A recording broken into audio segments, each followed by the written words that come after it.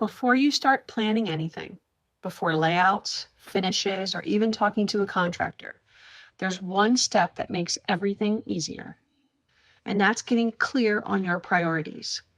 Because most projects don't go off track because of bad ideas.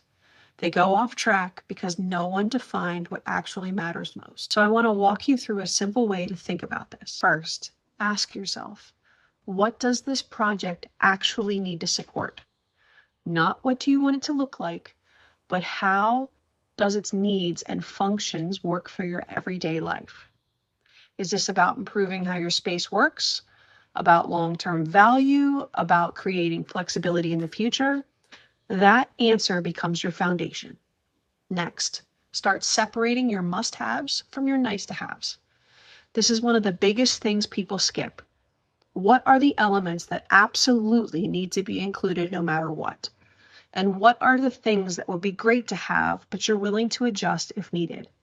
Because at some point, every project, there's a trade-off. And if you don't define that early, you end up making those decisions under pressure.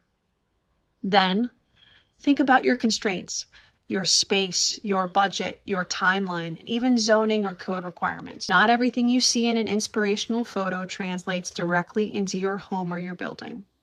And that's where a lot of frustration comes from. So instead of trying to force an idea to work, it's about adapting it to what's actually possible. Another important piece is scope. What are you actually including in this project right now? And just as important, what are you not including yet? Because trying to do everything at once is one of the fastest ways to overwhelm a project. Finally, make sure everyone involved is in line. If there are multiple decision makers, then this step matters more than people realize.